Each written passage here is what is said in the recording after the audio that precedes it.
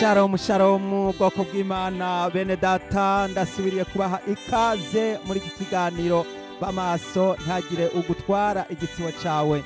Jewe mugiye kuganira nitwa Abel Mbonimpa. Uno musi tugiye kuyaga amajambo y'Imana atubwira urukumbuzi canye kwipfuza kuba mu bwami bwo mwijuru, kuyipfuza ijuru, kuba mwijuru, gutahuruka iwacu mwijuru. Uno musi nagira ngo nongere gukumbuza bene data, nagira ngo nongere kubakumbuza ijuru, nagira ngo nongere kukubwira yuko mwijuru hariyo akanovera, mwijuru hariyo akanovera woba wipfuza kujayo. Turagiye kuganira ibintu bishika indwi. Ivyo bintu bishika indwi nivyo bitwereka ingene mwijuru tuzoba dufise amahoro n'umunezero. Ica mbere mwijuru iwabo wabakijijwe, ica kabiri turaza kuraba ukuntu mwijuru ari igihugu kirimwo umuco, ica gatatu turaza kuraba ukuntu ijuru ari isi itagiramwo icaha, ica kane mwijuru n'ahantu hatagira urupfu, ica gatanu mwijuru ugezeyo huzuye umunezero n'amashimwe ndetse n'icubahiro, ica gatandatu mwijuru umaze kugerayo uzogira ubumenyi, uzogira gusobanukirwa bidasanzwe. Hanyuma mu kurangiza woba wipfuza kujayo. Mwene data tugiye gusenga Imana hanyuma tubandanye n'amajambo y'Imana. Wera data wo mwijuru mwami Imana usumba byose, ndashimye cane mwami ko watugiriye neza ukatwemerera kugira ngo twongere data buja kuyaga aya majambo meza y'ubugingo. Urakoze ko ari udutegurira ijambo, urakoze ko ari ugira utugaburire, urakoze ndasengeye mwene data wese agiye gusangira natwe iri jambo. Urakoze ubishimirwe mu izina rya Yesu Kristo umwami wacu, amen. Bene data ndagira ngo ndabakumbuza ijuru. Wewe wanditswe kuzotahuruka mu ijuru, nta kabuza utanezerwa. Nawe mwene data woba wipfuza gutahuruka mu ijuru, ndagira ngo ndagukumbuza ijuru, ndagira ndagutera akanovera ko gushaka mu ijuru. Mu ijuru n'ahantu heza, mu ijuru hari umunezero, mu ijuru hari ibyishimo. Niwashikayo uzotamba utarike, uzonezerwa, uzohimbarwa, hari ibirori, hari umunezero, n'ahantu hakayangana, n'ahantu hatagira urupfu, n'ahantu hatagira amagorwa, n'ahantu hatagira amarushwa, n'ahantu heza, n'ahantu heza bihebuje, n'ahantu heza hatangaje, n'ahantu by'ukuri ugezeyo utokwipfuza kuzogira ahandi hantu woba. Reka rero dusome amajambo y'Imana. Turagiye kuraba muri za ntambwe zose twavuze, turagiye kuraba ica mbere mu ijuru iwabo wabacunguwe. Mwene data tuzingurure Bibiliya hanyuma dusangire amajambo y'Imana aboneka mu vyahishuro Yohana igihimba c'indwi umurongo wa 13 n'uwa 14. Dusome mu izina rya Yesu. Umwe muri ba bakuru arambaza ati, aba bambaye imvune zera ni bande kandi bavuye hehe? Ndamwishura nti, mugenzi ni wewe wobimenya. Arambwira ati, aba nabavuye muri wa mubabaro mwinshi kandi bamesuye imvune zabo bazezesha amaraso ya wa mwagazi. Haleluya. Nico gituma baba imbere y'intebe y'Imana bakayikorera mu rusengero rwayo ku murango no mu ijoro. Kandi vyagiye kuri irya ntebe izosanza ihema ryayo hejuru yabo. Ntibazoba bakigira inzara ukundi, kandi ntibazoba bakigira inyota ukundi, kandi izuba ntirizobarabika canke indugumba yose, kuko wa mwagazi ari hagati ahahanganye n'iyo ntebe azobaragira kandi azobashora ku masoko y'amazi y'ubugingo, kandi Imana izohanagura amosozi yose ku maso yabo. Haleluya. Abana bacunguwe bari mu ijuru. Mwene data ndagira nkubwire ngo wewe urahiriwe. Hariho abacunguwe biteguye kuzobana n'Imana. Imana ngo izosanze ihema ryayo hejuru yabo, izohanagura amosozi yose ku maso yabo. Nukuvuga ngo mu ijuru bazokwama bari kumwe n'Imana, kandi umwagazi w'intama azobashora ku masoko y'amazi y'ubugingo. Mwene data ndagira ndagukumbuza ijuru, ndagira ndakubwire yuko wewe witeguye gutahuruka mu ijuru, uzonwa ku isoko y'amazi y'ubugingo, uzobona Imana, uzoganira n'Imana, uzokumva kandi uzobona ijwi ry'Imana, kandi uzobana nayo mu ijuru. Nukuvuga ngo uzowambaye imvune zera. kwambara imvune zera bishatse kuvuga ko uzoba ufise umubiri mwiza, umubiri ukomeye, umubiri umeze neza, uzoba waramaze kuruhuka. Mwene data, umunsi uzisanga wamaze gushikayo, uzobona ko by'ukuri gukorera Imana ari ikintu gikomeye cyane. Mwene data, korera Imana, kuko niwamara kuyikorera niho uzobona gushikanwa muri ico gihugu ca mw'ijuru. Ngo kuko wamwagaza ari hagati ahanganye niyo ntebe, azobaragira kandi azobashora ku masoko y'amazi y'ubugingo, kandi Imana izohanagura amosozi yose ku maso yabo. Mwene data, Imana iriteguye kuzohanagura amosozi yose warize, amarira yose warize, imibabaro wababaye, amakuba waciyemwo, intambara wanesheje. Mwene data, witegure kuzogororerwa, witegure kuzokwambikwa ibitsibo, witegure. Aha n'ahantu habacunguwe, aha n'ahantu habogejwe n'amaraso ya Yesu Kristo. Nico gituma rero mwene data, ndakubwira ngo shikama uramirize, kandi iri jambo ry'Imana niryo kukongera intege, niryo kugukomeza kugira ngo uramirize mu rugendo, umenye ko intambara ucamwo atari we wenyene gusa.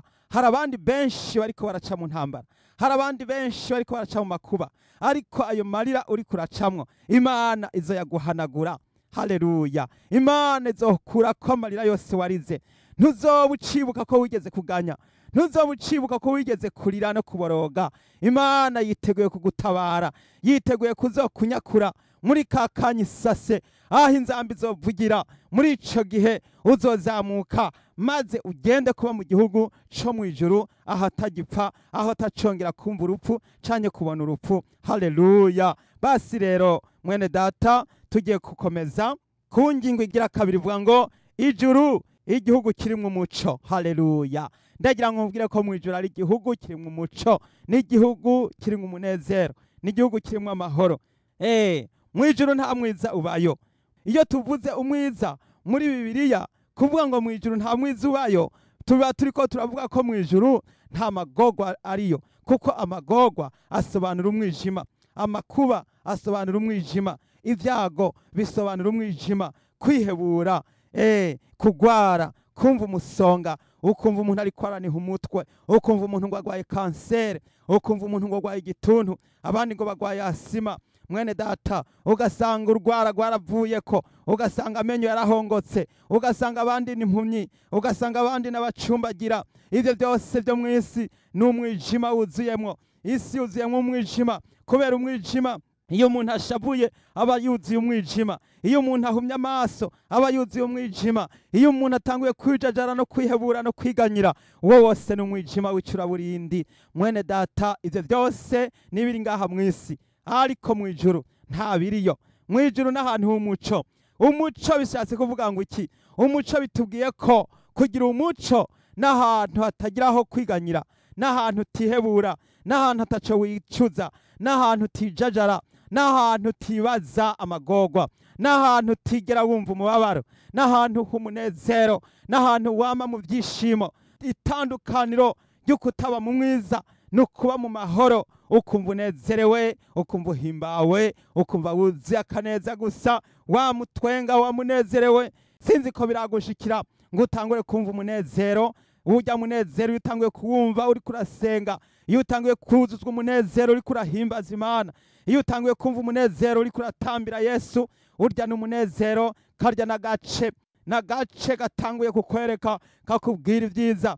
No muri ya ndirimbo ya Kanti kivuga ngo ivyisi vyamvuye mu mutima, ngo kubw'amaraso ntagakacira, ngo nunamye imbere y'umusaraba, ngo amaraso ya Yesu niyanyeza de. Mwene data, umaze kuzuzwa mpwemu yera, nta vyisi bisubira kukuzako.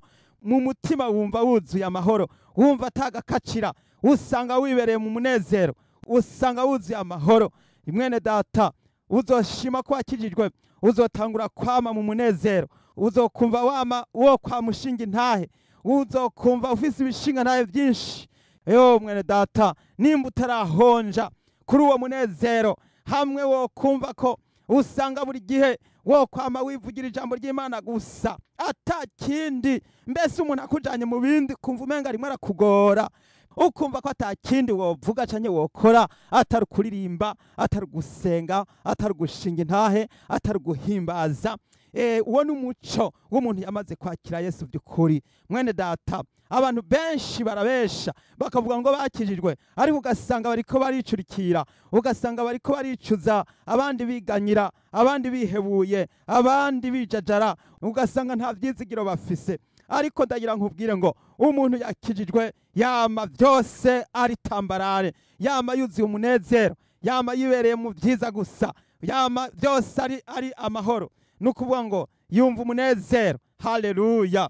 Mwene data rero, iyo bimaze kugushikira gutyo, nagira nkubwire ngo utanguye kwinjira mu gihugu cy'umuco cyo mu ijuru, igihugu kitagira mu ingorane.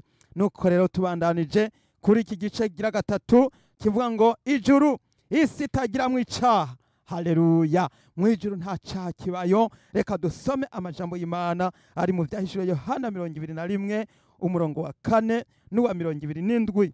Haravuga ngo izohanagura amosozi yose ku maso yabo, kandi urupfu ntiruzoba rukiriho, kandi amaborogo no gutaka n'uburibwe ntibizoba bikiriho, kuko ivya mbere bishize. Umurongo wa 27 haravuga ngo kandi kuri wo ntaho hazogera ikintu gihumanya canke ukora ibizira akabesha atarabanditswe mu gitabo cy'ubugingo ca wa mwagazi w'intama. Haleluya. Mwijuru, haleluya, ngo Imana izohanagura amosozi yose ku maso yabo, ngo kandi urupfu ntiruzoba rukiriho, ngo kandi amaborogo no gutaka n'uburibwe ntibizoba bikiriho. Hari abantu benshi babayeho bataka, babayeho baboroga, babayeho bari mu magorwa, babayeho bihebuye. Hano mwisi hari abantu bari mu vyago, ari naco gitumuza wumva abantu bamwe biyahuye, bakiyahuzwa n'intuntu n'umubabaro nka Yuda. Yuda yiyahuye kuko yari yisutse mu kaga, agashaka kugura umwana w'Imana, kandi ku ntete z'ifeza 30. Mwene data, hari abantu benshi bisuka mu kaga, ugasanga bariko barirukanga inyuma y'ubutunzi, kandi ubutunzi buzosigara mw'isi. Buko twabisanzeho niko tuzobisiga. Mwene data, ndagira nkubwire ngo kwibera mu munezero w'Imana n'ukuzuzwa mpwemu yera, kandi ngo nitwashika mu ijuru rero noneho ivyo byose bizabishize. Rero mu ijuru ntihagirayo ibyago, ntihagirayo urupfu, ntihagirayo gutaka, ntihagirayo uburibwe, kandi nta maboroga abayo. Kandi kuri uwo murwa ntihazogerayo ikintu gihumanya na kimwe, nta musambanya azobayo, nta mboregwa izobayo, nta mwicanya azobayo, nta muntu akora ibizira azobayo, kandi nta mubeshi azobayo. Mwene data, umuntu wese yacumuye, umuntu wese yabeshe, akaba yaranse kwihana, akaba yarabwiwe ubutumwa ntiyemere, uwo ntazoshikayo, uwo ntazogera mu ijuru. Kubera yuko mu ijuru n'ahantu heza, mu ijuru n'ahantu hatagira icaha, mu ijuru nta caha kizogerayo. Aba bantu bose bariko barakora ibyaha bagenda bikomantaza, ugasanga babigenda babinwa nk'amazi, bakibaza ko atangorane, ariko ndagira nkubwire yuko mu ijuru batazojayo. Mwene data, ushaka kumenya umuntu azoja mu ijuru, ugomba kumumenyera ku kuntu ubona yirinda. Umuntu yirinda icaha, umuntu yirinda. Niwe ashaka kumenya umuntu muzobana mu ijuru, umurabe ku kuntu agwanya icaha, umurabe ku kuntu atigera ashigikira icaha, umwumve no mu mvugo. Jambo ry'Imana ratubwira ngo muzamenyera ku byo bama, kuko nta wamura inzabibu ku munyinya, kandi nta wamura insukoni ku bitovu. Nico gituma mwene data, umuntu yagerewe kuraga ubwami bwo mu ijuru, umwumva n'imvugo. Umwumva n'imvugo, kuko ibyo tuvuga nibyo bitugaragaza yuko turi abana b'Imana, mu ngendo zacu, mu bikorwa dukora, muri kamere ya muntu. Mwene data, ushaka kumenya kuzoja mu ijuru, ubimenyere ku majambo uvuga, uharure ku majambo wahereye mu gitondo uvuga kugeza ku mugoroba. Uharura amajambo wavuze mu ndwi yose yaheze, uharura amajambo wavuze, uharure ibyaha wagendeyemwo, ariko noneho ukaba utavyihanye. Ndazi ko bose bakoze ibyaha ntibashikira ubwiza bw'Imana, ariko noneho mbega wewe warihanye, warasabye ikigongo, waraciye bugufi, waratabaje kugira ngo bapfume bakubabarire, bagusabire ku Mana, bagusabire imbabazi. Mbega waratuye umutwaro, warasabye abakozi b'Imana kugira ngo bagusengerega mwene data, ukwiye kubikora ubigira n'ingoga. Nimba by'ukuri warahawe umurariko n'umutumiro wo kuja mu ijuru, aha hantu ntihazogera yicaha, aha hantu ntihazogera igicumuro, aha hantu nta muntu w'agasembwa azojayo. Mwene data, jijuka umenye yuko amaraso ya Yesu Kristo yatuviriye kudukiza kandi ari yatuzigama akadukiza. Nico gituma rero mwene data, tuvuze yuko atacaha dufise tuba twizimiza, ukuri ntikuba kuri muri twebwe, ariko nitwatura ibyaha byacu niyo yo kwizigirwa. Ivyo nivyo bituma iduharira ibyaha byacu ikatwoza kugabitanya kwacu kose. Mwene data wihane, mwene data wiyeze. Mwijuru ntihazoja yicaha, mwijuru ntihazoja y'ubuhumbu, mwijuru ntihazoja abantu bameze nk'uko, nta bantu biyambika nk'imaraya bazojayo, nta bantu bapfa kugenda uko bazojayo. Mwene data, jijuka utahure yuko iyi Mana itabana n'icaha, kandi iyi Mana itabana n'umunyabyaha. Iragukunda mu gihe ikirindiriye yuko wihana. Nico gituma umuntu wese yihanye ababarirwa, kubera yuko ijambo ry'Imana rivuga ngo naruhebwa yokizwa. Ariko mu gihe wanse kwihana uzorimbuka, kuko nta kibanza ufise mu ijuru, nta hantu hariho uzoba, kuko nta hariho, kuko umunyabyaha ntazoronka ikibanza mu bwami bw'Imana. Nico gituma rero nkubwiye ngo tegura ubugingo bwawe mwene data, maze witegure, kuko Yesu Kristo ari hafi. Dukomeze igice kigira 4 kitubwira ngo ijuru ahantu hatagira urupfu. Mwijuru n'ahantu h'amahoro, mwijuru nta rupfu rubayo. Reka turabe mu Bifilipi igihimba ca 3 umurongo wa 20 n'uwa 21, maze dusome hanyuma dusobanukirwe mw'izina rya Yesu. Tuweho iwacu ni mwijuru, niho twiteze umukiza ko azova, niwe mwami Yesu Kristo. Azohindura imibiri y'ubufafara bwacu ishushanywe n'umubiri w'ubwiza bwiwe, nk'uko afise ubushobozi bumubashisha kwigandurira byose. Haleluya. Mwene data, twoho iwacu ni mwijuru, niho twiteze ko umukiza azova. Yesu Kristo yiteze kuza, agiye kugaruka kugira ngo atore abamwizeye, atore abakijijwe, abana b'Imana baje kuruhuka. Mwene data, witegure kuzoduganwa muri paradiso, witegure kuzoduganwa muri Yerusalemu musha wo mwijuru, witegure kuzobana n'Imana mu bihe byose, witegure kuzotamba utari kunezerewe, wambaye umubiri w'inkomezi, umubiri w'imbaraga, umubiri w'icubahiro, umubiri usa na Yesu. Yesu ngo azohindura umubiri wacu w'ubufafara, hanyuma ngo ushushanywe n'ishusho yiwe. Uko azosa niko nawe uzosa, uko azosa niko nzosa, uko azosa niko tuzosa. Nubwo kutarahishurwa, ariko uko azoba asa nuko azoba ameze niko tuzoba tumeze mu bwami bwo mwijuru. Haleluya, haleluya, oh haleluya. None mwene data, nyaruka umaze ubanguke kugira ngo ukore ibishoboka, maze urondere Imana, urondere Yesu, urondere kozwa no kuhagirwa, kugira ngo Yesu akugirire neza, maze witegure gutahuka mu bwami bwo mwijuru, witegure kuzobana n'Imana mu gihugu ciwacu cyo mwijuru. Nta handi dufise iwacu atari mwijuru, nta handi dufise. Kwa Yesu niho honyene tuzokwibera. Yesu niwe gusa, niwe mahoro yacu, kandi niwe kuzukana ubugingo. Kubw'ivyo abamwizera bose tuzobana nawe ibihe byose. Reka turabe muri Matayo 22 umurongo wa 30. Haleluya. Haravuga ngo mwizuka ntibazorongora kandi ntibazoshingirwa, bazoba nk'abamarayika bo mwijuru. Ariko ivyo kuzuka kw'abapfuye ntaho murasoma ico Imana yababwiye iti, ni jewe Mana ya Aburahamu, Imana ya Isaka, Imana ya Yakobo. Imana si abapfuye ni yabariho. Haleluya. Mana yacu habwe icubahiro. Mwizuka ntibazorongora. Nagira ngo nkubwire yuko mwijuru atangorane tuzohura nazo. Nagira ngo nkubwire yuko mwijuru atabibazo by'imiryango biriyo. Hano mwisi turafise ibibazo by'abavukanyi. Ugasanga abavukanyi barankanye, ugasanga inabukwe n'umukazana barankanye, ugasanga umuhungu na se bariko baraterana udukokora, ugasanga abantu bariko barapfuturimbi, barapfa itongo, ugasanga hari ibibazo, ugasanga umugabo n'umugore barahukanye, abandi baragiye mu manza kuburana, ugasanga abana barasohotse baragiye barataye baromotse, canke abana bagacika ibirara.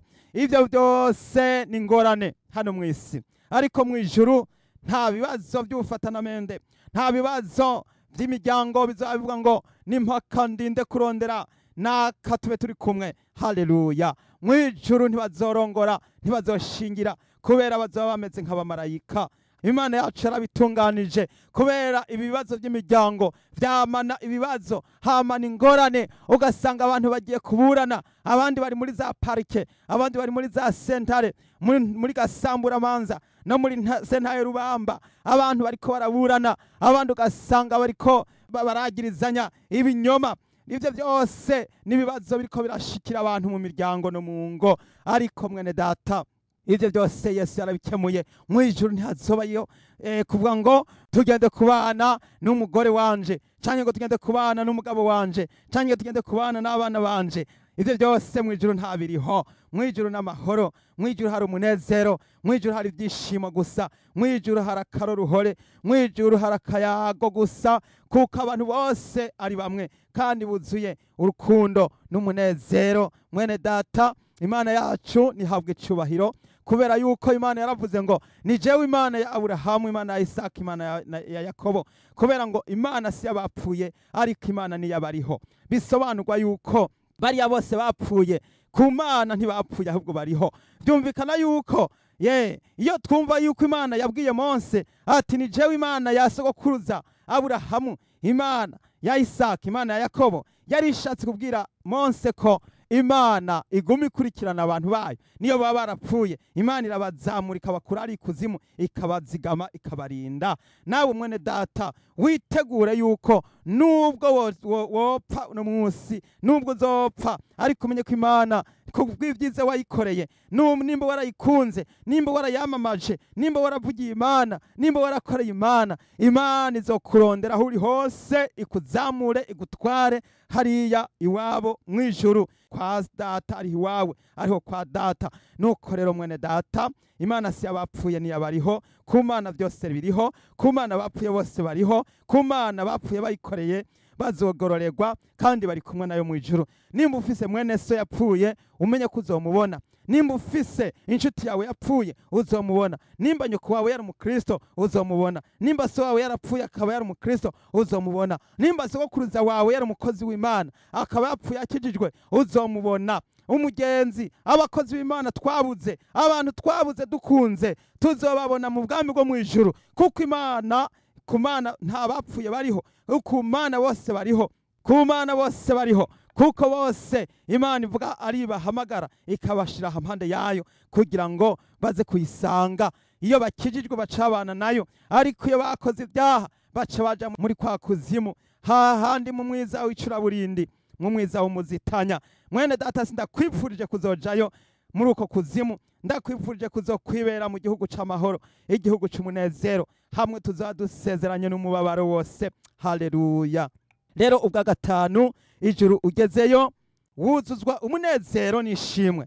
Mu ijuru niwamara gushikayo, uzosanga ari ahantu h'umunezero, uzosanga ari ahantu h'icubahiro, uzosanga ari ahantu h'agateka, uzosanga ari ahantu hatagira uko havugwa. Mwene data, ubu buzima tubayemo ntaco bupfana n'ubwo mu ijuru. Ni ukuvuga ngo mu ijuru uzokwisanga umeze neza, uzokwisanga ari ahantu heza. Ndagira ngo nipfurize abantu kuzojayo, ndagira ngo nipfurize groupe b'amaso kuzokwibera mu gihugu c'isezerano. Ndagira nipfurize abantu bose bamaze kumva no kumenya Imana, baze tuduge, baze twitahire, nimuze twigire mu ijuru. Mu ijuru ni wacu, mu ijuru ni kwa data, hariyo Yesu, hariyo Imana, hariyo mpwemu yera, kandi hariyo abavugishwa n'Imana, hariyo abakoreye Imana. Yo mwene data, ngwino twigire hari iwacu mu ijuru, ngwino tugende. Haleluya! Nuko rero reka dusome amajambo y'Imana ari mu Bikorinto ba mbere igihimba ca 15 umurongo wa 54. Haravuga ngo, ariko uyu ubora niwamara kwambara ukutabora, n'uyu upfa niwamara kwambara ukudapfa, niho hazoshika rya jambo ryanditswe ngo, urupfu rumizwe n'intsinzi. Warupfuwe, intsinzi yawe iri hehe? Warupfuwe, uruboyi rwawe ruri hehe? Ibyaha nivyo ruboyi rw'urupfu, kandi ubushobozi bw'ibyaha ntibyagezwe, ariko Imana ishimwe iduha gutsinda kubw'umwami wacu Yesu Kristo. Haleluya! Mwene data, ni by'amashimwe n'ibyo gushima Imana, kuko nitwamara gushika mu ijuru tuzobwira urupfu uti warupfuwe, intsinzi yawe iri hehe? Uruboyi rw'urupfu ko ari ibyaha, none ibyaha bikaba bitashobora gushika mu ijuru. Ibyaha ntibizoba bigishika mu ijuru. Mu ijuru naho ahantu hari amahoro, ahantu mu ijuru ntihagera icyaha, ahantu mu ijuru ntihagerayo ibicumuro, n'ahantu heza, n'ahantu h'amahoro. Urupfu ruzoba rumizwe n'intsinzi, tuzoba tumaze gutsindanishirizwa, kubera yuko Yesu Kristo yamaze kutugira neza, akaducungura, akatugirira neza. Haleluya! Uyu mubiri ubora uzokwambara kutabora, uyu mubiri upfa uzokwambara kudapfa. No kuvuga ntituzoba tugipfa, tuzoba twambaye umubiri w'ubushobozi, umubiri w'ububasha, wa mubiri umwe Yesu yambara igihe yazuka mu bapfuye, niwo tuzokwambikwa.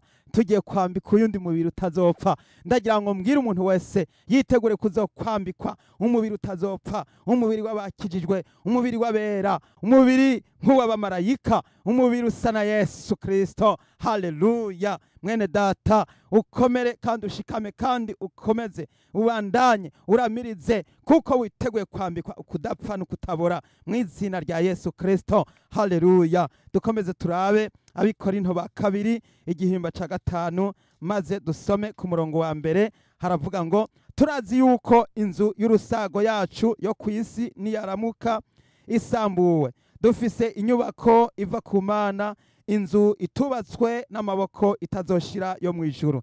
Haleluya! Imana yacu ihabwa icubahiro. Inzu y'urusago rwacu nubwo yobora, nubwo yosaza, turafise iyindi nzu itubatswe n'amaboko y'abantu. Iyo nayo ni wa mubiri wa mpwemu, wa mubiri tuzokwambikwa mu ijuru igihe Yesu azozira. Inzamba y'akabangani yavuga, Yesu akaza guhamagara abapfuye bakijijwe n'abariho bazima, maze tukazamuka. Muri ico gihe tuzoca twambara wa mubiri utazobora. Haleluya!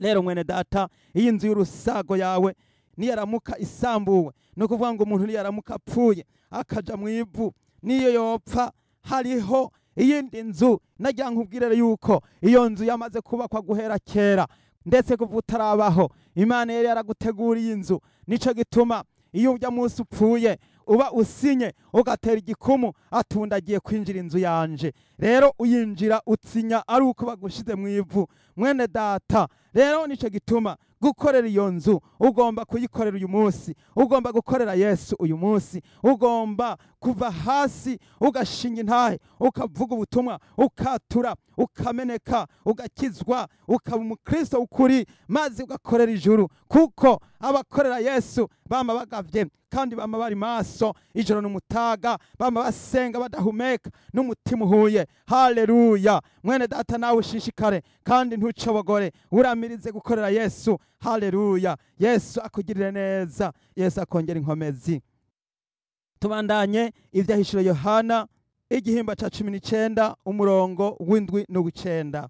Haravuga ngo, tunezerwe duhimbarwe tuyihe icubahiro, kuko ubukwe bwa wa mwagazi w'intama bushitse, umugeni wiwe ariteguye. Haleluya! Kandi yahawe kwambara imvune zera nziza zikayangana zitanduye. Izo mvune zera nziza nizo bikorwa byo kugororoka vy'abera. Umumarayika arambarira ati, andika uti, hahirwa abatorewe gutaha ubukwe bwa wa mwagazi. Kandi arambarira ati, ayo n'amajambo y'ukuri y'Imana. Haleluya! Nuko umumarayika aravuga ati, hahirwa, abwira Yohana ati, hahirwa abatorewe gutaha ubukwe bwa wa mwagazi w'intama. Mbega mwene data, waratorewe gutaha ubukwe bwa wa mwagazi w'intama? Mwene data, harahiriwe umuntu wese yatorewe gutaha ubukwe. Yo, Mana yacu ihabwa icubahiro. Jambo ry'Imana riko riravuga ngo, tunezerwe duhimbarwe tuyihe icubahiro, kuko ubukwe bwa wa mwagazi w'intama bushitse, umugeni wiwe ariteguye. Uriteguye mwene data? Mbega uri maso? Mbega uragavye? Itegure, kuko Yesu ari hafi kuza gutora umugeni wiwe. Rero kugira ngo twitegure, no kwambara amakanzu y'ubukwe, no kwambara ibikorwa vyiza, no gukorera Yesu umwanya ukiriho, igihe kikiriho, akanya kakiriho, maze tugakorera Yesu. Haleluya! Maze umwami wacu Yesu Kristo tukamuhesha icubahiro. Ngo kandi yahawe kwambara impuzu zera nziza zikayangana zitanduye. Izo mpuzu zera nziza nivyo bikorwa vyo kugororoka vy'abera. Mwene data, ibi bikorwa byose turimo urakora, ibikorwa turiko turakora, vya bikorwa bikorwa hano mw'isi bigomba gukorwa mu izina rya Yesu. Ikintu cyose ukora mu izina rya Yesu kirandikwa mu ijuru. Ikintu cyose urimo urakora mu izina rya Yesu kirandikwa mu ijuru. Si byose bikorwa mu izina rya Yesu, ariko ikintu cyose uzokora ukakita izina ati kindagikoze mu izina rya Yesu, umenye yuko gihita candikwa mu ijuru. Nico gituma tugomba kuraba mu byo dukora, maze duce tubiherekeresha izina rya Yesu. Wame ushira ibikorwa ukora byose ubanza Yesu imbere.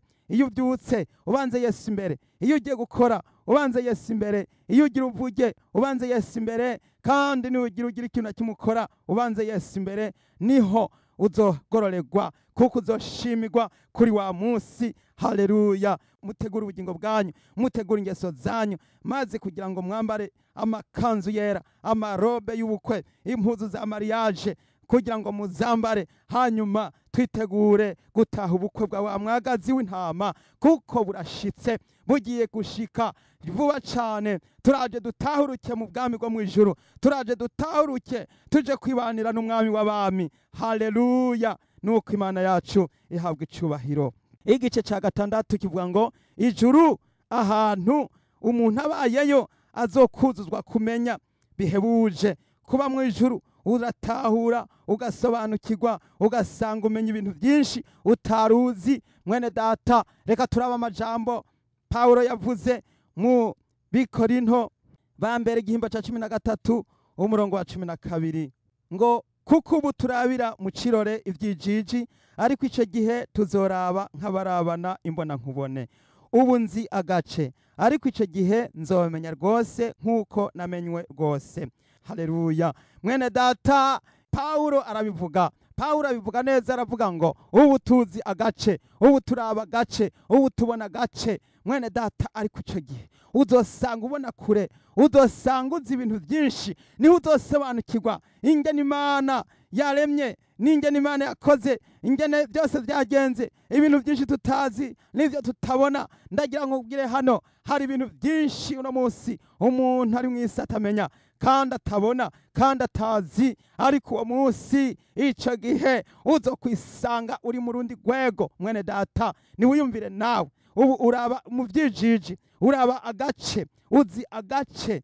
Kenshi niyo ugize icyo umenya uracibagira. Hari aho usanga umuntu azi kimwe ugasanga ikindi ntakizi, ugasanga abona bimwe ibindi ntabibona. Hari n'uwuhiga umuhoro uri mu kwaha, hariho n'uwuhiga ikintu kandi kiri inyuma kiri impande ziwe, hariho n'uwibagira ikintu kandi agifise kiri mu ntoke. Mwene data, ariko ndagira nkubwire yuko muri ico gihe hoho uzosanga uzi ibintu byinshi, uzosanga ubona ibintu byose, uzotahura, usobanukirwe. Mwijuru n'ahantu heza, mwijuru n'ahantu umuntu yuzura kumenya, yuzura gutahura, akuzura gusobanukirwa, agatahura ibikomeye n'ibihambaye. Mwene data, ubu turabira agace.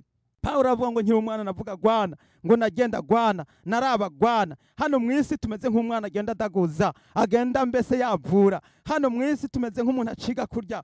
Mwene data, acanka aciga kuvuga, ariko mu ijuru niwashikayo uzokwisanga ku yindi nivo, inivo idasanzwe mu ijuru. Haleluya! Mu ijuru n'ahantu umuntu abona akamenya, agatahura, agasobanukirwa, maze akumva n'ibitovugwa. Hari ibintu byinshi uno munsi tutobasha kuvuga, ariko mu ijuru niwagerayo uzosanga usobanukiwe amabanga menshi y'ijuru. Hari ibintu byinshi mu ijuru, nubwo wabibwirwa ukabihishurirwa, utobasha kubivuga mu rurimi rw'ikirundi canke mu rundi rurimi rwose. Nta rurimi na rumwe hano mw'isi washobora gusobanura ivyerekeranye n'ivyo tuzobona mu ijuru. Mu ijuru hari ibintu byinshi utoshobora no kugira ngo hano mw'isi ubibwire umuntu ngo ashobore kubisobanukirwa, kubera yuko ari amabanga y'ijuru. Mu ijuru ni heza, mu ijuru hari amahoro, mu ijuru hari umunezero. Mwene data, Imana itugirire neza, Imana itugirire neza. Haleluya!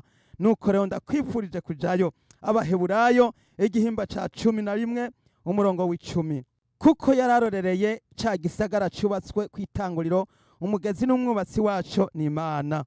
Duce tubandanya ku murongo wa 13 kugeza 16. Abo bose bapfuye bacizeye batarahabwa ibyasezeranywe, ariko barabibona biri kure bakabisasirira, bakemera ko ari akavantara n'ingenzi ku isi. Abavuga batyo baba berekana yuko barondera igihugu cyabo bwite. Iyo baba barakumbuye icyo bavuyemwo, baba barabonye uburyo bwo gusubirayo, ariko noneho barifuza igihugu kirushirije ico kuba ciza, nico mwijuru. Nico gituma Imana itamaramazwa no kwitwa Imana yabo, kuko yabateguriye igisagara. Mwene data, aha hantu mwijuru abantu benshi bapfuye bacizeye, baragisasirira. Ico gihugu cyo mwijuru baragikumbuye. Aburahamu yarakibonye, akibona mu nzozi, abona n'ahantu ho kwipfuzwa, abona n'ahantu ho kuba. Yaragikumbuye, bica bituma acaguma azunguruka. Imana yaramubwira ati genda, akagenda. Mwene data, umukozi w'Imana amaze gutumwa aragenda ntagambarara, kuko hano mw'isi turi ingenzi. Rero abo bose bapfuye bacizeye, kuko bari barabonye iki gisagara. Ico gihugu cyo mwijuru ni igihugu ciza gitemba amata n'ubuki, ni igihugu atana hamwe kigereranya hano mw'isi. Rero baragisasirira, bakabona ko ari akavantara n'ingenzi. Kandi ntibigeze bareka ngo banegirije canke ngo basubire inyuma, kuko bararaba bagasanga ibindi bihugu, iyi si turimo, ibyo tubona hano mw'isi ntaco bipfana n'ibyo tuzobona mwijuru. Nico gituma naho woca mu magorwa, naho woca mu ntambara, naho woca mu makuba, ntiwihebure kandi ntucike intege, kuko mwijuru tugiye kuhabonayo ibyiza. Mwijuru tugiye kuhabona umunezero utagira uko ungana. Ibi byo mw'isi nuko wohomba, ibyo mw'isi nuko wohomba amazu, ugahomba ubutunzi, ugahomba imiduga n'indege. Mwene data, nta kintu na kimwe kihari kiringaniye n'ibyo mwijuru. Ngo naho woba uri umutunzi, ukaba ushobora kuba uri umutunzi y'isi yose, ukaba ari we uba uri proprietaire, ukaba ari wowe ukontorora ubutunzi bwose buri mw'isi, ntaco byoruha bifitanira akamaro canke bifitanira urugezo kw'ivyo uzohabwa mwijuru. Mwijuru haruta ubutunzi bwose wogatunze hano mw'isi. Niwiyumvire nawe, iyo witegereza ivyo mw'isi byose bigukoraniyeko, ukavuga ngo niwe uri chef wavyo, canke ukaba ari wewe nyenevyo, ariko ntaho bingana canke nta sano bifitaniye n'ivyo mwijuru. Haleluya! Rero nico gituma rero bapfuye bacizeye, kandi baguma babona ko ico gihugu arico bategerezwa gukorera bakazogipfira, kandi barakibonye, kuko umaze gupfa ubushikanywe aho hantu. Haleluya! Ndifuza kujojayo, ndifuza kuzokwibanira n'Imana, ndifuza kuzokwibanira na Yesu yambambiwe, Yesu yanyitangiye, Yesu yampfiriye ku musaraba. Ndifuza kuzokwibanira n'umwami wanje Yesu yangoreweko. Haleluya! Imana yacu ihabwe icubahiro. Mwene data, ndagira ngo nkubaze iki kibazo: woba wifuza kujayo? Haraho wumva wanogewe n'iri jambo ry'Imana? Mbega wumva wifuza kuzobana nanje, kuzobana na Yesu mu bwami bwo mwijuru? Mwene data, usome aya majambo. Reka dusome Yohana 3:5. Yesu aramwishura ati, nukuri nukuri ndakubwire, iyo umuntu atavyawe n'amazi na mpwemu, ntashobora kwinjira mu bwami bw'Imana. Mwene data, icambere ugomba gukora nukumva yuko uvyawe ukavuka ubwa kabiri. Hanyuma niwamara kuvuka ukabicare mwigisha, niho uzobasha kwinjira mu bugingo budashira. Nuko tubandanije igihimba ca mbere umurongo wa 12, haravuga ngo, ariko abamwakiriye bose yabahaye ububasha bwo gucika abana b'Imana, nibo bizeye izina ryiwe. Mwene data, niba warakiriye Yesu uzoshikanwa mu ijuru, ariko nimba utaramwakira, ndagira nkubwire ngo kora uko ushoboye kose bishitwa uyu munsi, hanyuma wakire Yesu Kristo nk'umwami n'umukiza mu bugingo bwawe, hanyuma uzoheze ushobore gushikanwa muri iki gihugu twasezeraniwe. Haleluya! Mu kurangiza dusome Yohana 14 umurongo wa 2 n'uwa 3, haravuga ngo, imuhira kwa data hari amazu menshi, iyo abatariho mba ndabibabwiye, kuko ngiye kubategurira ahanyu. Kandi ko ngiye kubategurira ahanyu, nzogaruka kubajana iwanje, ngo aho ndi namwe abariho muba. Ngigisezerano Yesu yadusezeraniye, ngigisezerano Yesu yaduhaye. rero twarasezeraniwe iki gihugu cyo mu ijuru. Mwene data, iki gihugu kiri imbere zawe, iki gihugu kiri imbere yanje, nimuze tugikorere, nimuze tuve hasi maze twitange, nubwo duca mu makuba, nubwo duca mu biruhije, nubwo duca mu misozi no mu mibande, ariko aho duca hose nimuze turamirize, hanyuma dutumbere Yesu wenyene. Yesu yaravuze ati ni jewe nzira n'ukuri n'ubugingo, ntawe ushika kwa data ntamujanye. Mwene data, uce bugufi hanyuma dusenga Imana, wongere gusaba Yesu kugira ngo akurage iki gihugu cyo mu ijuru, aguharire ibyaha byawe, yandike izina ryawe mu gitabo ciwe cy'ubugingo. Haleluya. Data ugororoka, mwami wacu, ndagushimiye mu izina rya Yesu Kristo yatubambiwe ku musaraba. Nkweretse mwami w'icubahiro aba bene data twafatanije aya majambo, iri jambo ryawe mwami ndarisengeye, ndasengeye aba bene data, ndasengeye imitima yabo n'ubugingo bwabo, maze uyu munsi wongere guhinduka, maze babe ivyaremwe bishasha, bongere kuvuka bwa kabiri, maze bitegure kuzoragwa iki gihugu cyo mu ijuru. Urakoze. Haleluya. Yesu, ndagushimiye yuko ubahariye, ndagushimiye kubanditse amazina yabo mu gitabo cy'ubugingo cyawe, mwagazi w'intama yatanzwe ku kimazi uhereye ku kuremwa kw'isi. Haleluya. Urakoze mwami, wongere kubuhagirisha amaraso yawe igiciro kinini, maze wongere guharigwa ibyaha byabo. Ndabigushimiye kubikoze, izina ryawe nirihabwa icubahiro, mu izina ry'uwatwitangiye Yesu Kristo umwami wacu. Amen.